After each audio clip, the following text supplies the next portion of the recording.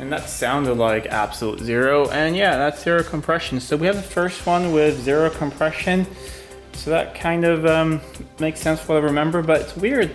I remember there being zero compression on 2 cylinders on the other side, at least from the notes I saw from the shop, but got 1 0, so let's see if we get more.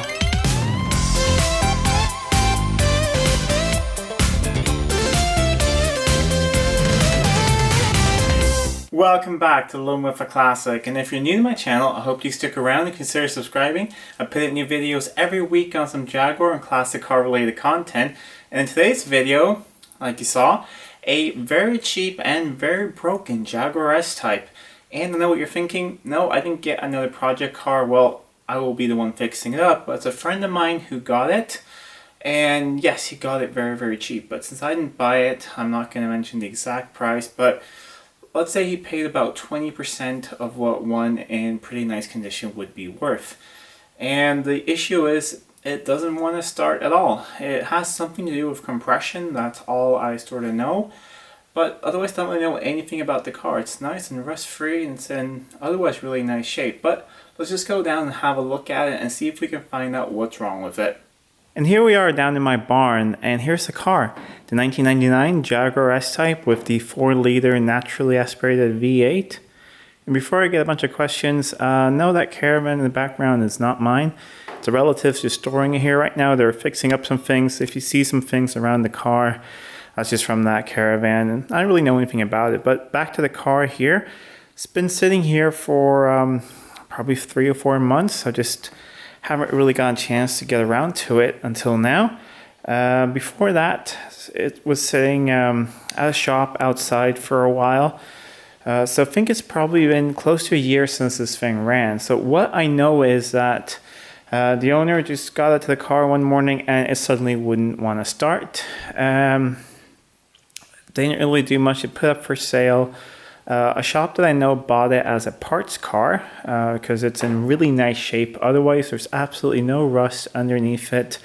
The only thing really wrong with it cosmetically is a scrape up here on the plastic bumper, and then there's a ding, pretty bad one actually, here on this front fender here. So that will have to be pulled out and painted or replaced.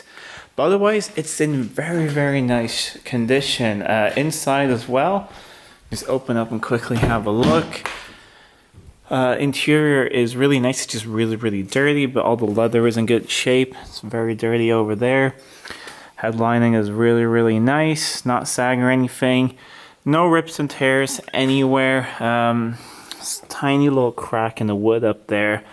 But everything electrical on this car works. So all the windows work, electrical seats, everything works, except it doesn't start. And from what I know, the shop did a compression test on the engine, just a really quick one. They didn't spend a lot of time on this car because they were just thinking of using it as a parts car. So they did a compression check, and I saw the paper, and unfortunately I never got it with me. I completely forgot about that.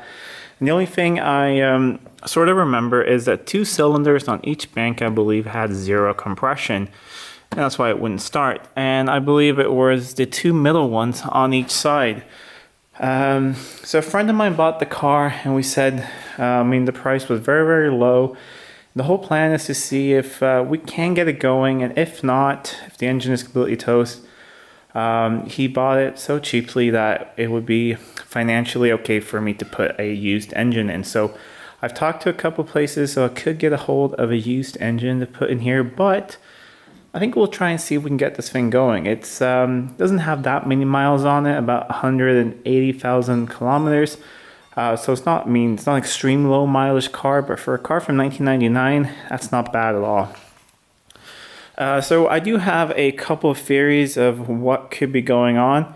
One of them, of course, is that this is an early V8, so maybe it's jump time because the plastic timing chain tensioners, they crack and they fail, and the chain gets loose and they jump time. So that could be one thing. However, if that happens, I would more expect it to lose compression on all cylinders on one side or the other, not just, a few on both sides. Other being, of course, a blown head gasket. which mean 2 blown head gaskets that blow in the exact same places on both sides. That feels a little bit unlikely as well. Also, I mean, the oil that's not milky or anything. There's no water residue in, or I mean, no water residue in the oil and no oil residue in the coolant. So that's not something it's not top of my list right now. And there is a third thing, which is the one I'm really hoping for. So as you might know, these early V8s have Nikasil liners, and there's lots of things on forums online. Oh, watch out for a Nikasil, it will wear out. And I know lots of these engines with Nikasil liners that are still running high mileage and they're running just fine. However, these engines do have one sort of Achilles heel, that if you let's say you have bad spark plugs or bad fuel or a low battery charge, or all of that combined, and you try to start it up and it cranks over slowly, it will flood like crazy, and you can't get it going again, because it will completely wash down the oil film on those liners, and your compression rings or just your rings on your pistons, they will not seal at all, and you'll lose compression at all. And these engines really need compression on all cylinders to start up. It's not like any other engine like it will run on, like the V12 will happily run on 4 or 5 cylinders, and then the other ones will get going. This will just plain not start. So that's what I'm hoping it is. It's just stuck rings, and that's why we're not getting any compression, because the compression readings on the other cylinders that I remember, this was a while ago, they were fine.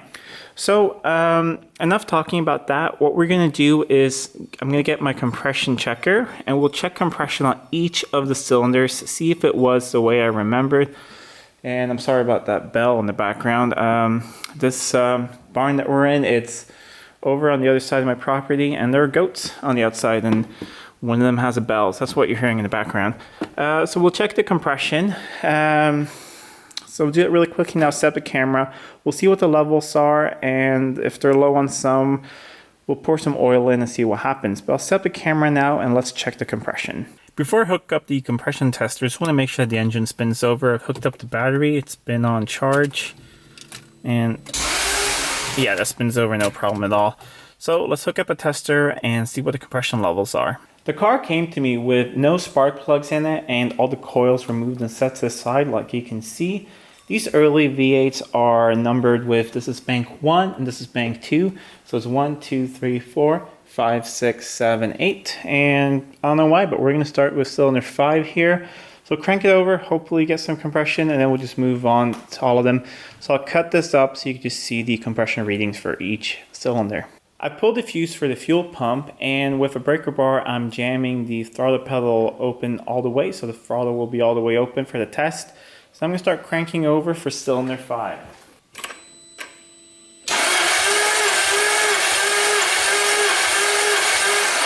.75 psi. Cylinder 6.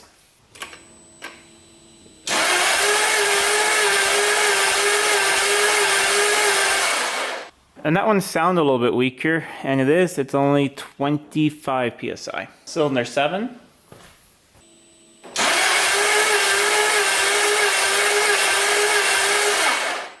And I called out about 35 psi. Cylinder 8.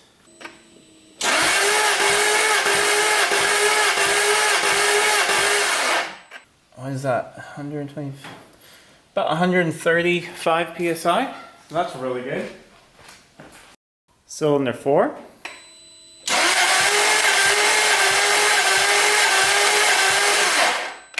And that's a pretty decent 80 psi. Cylinder 3.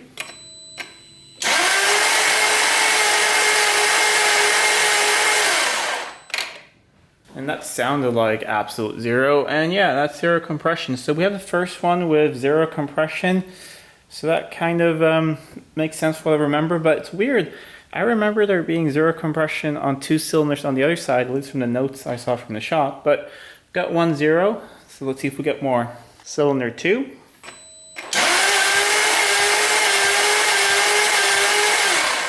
Sounded like we got something at least. It's not great, but at least it's not zero. We got 25 psi. Last cylinder, cylinder 1.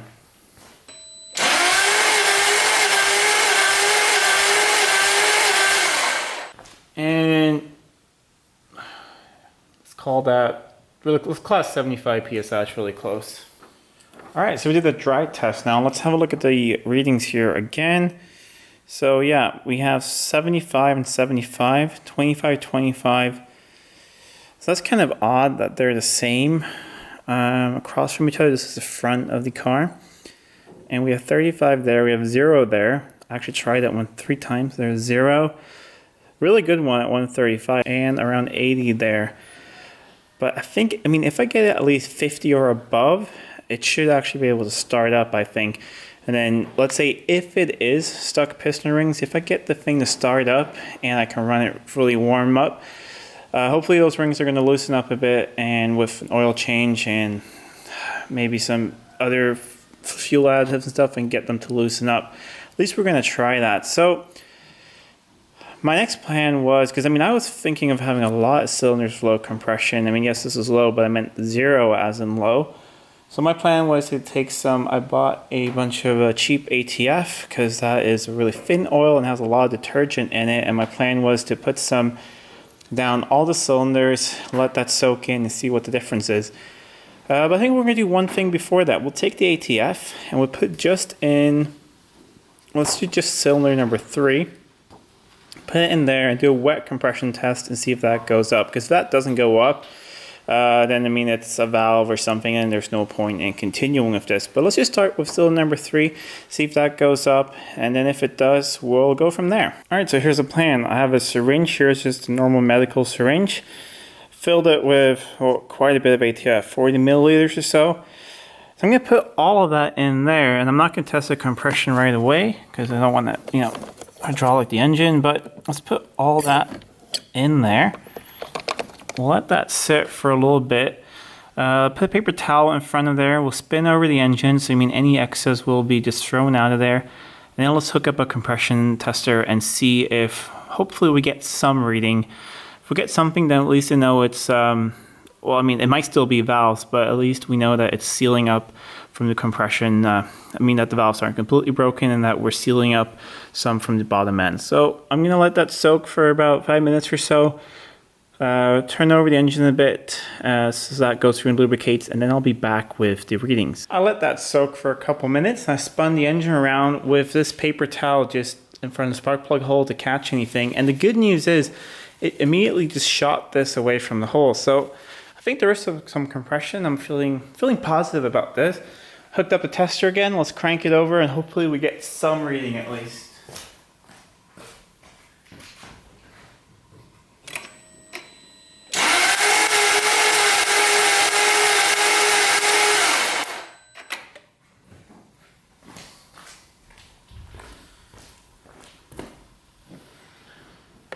Alright, it's not great, but I mean it's off 0. There is actually some kind of reading there.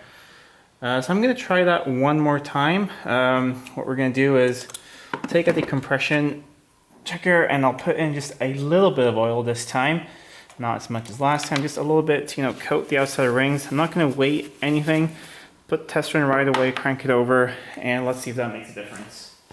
Okay, test number 3 on cylinder 3 with a little bit of ATF in there again.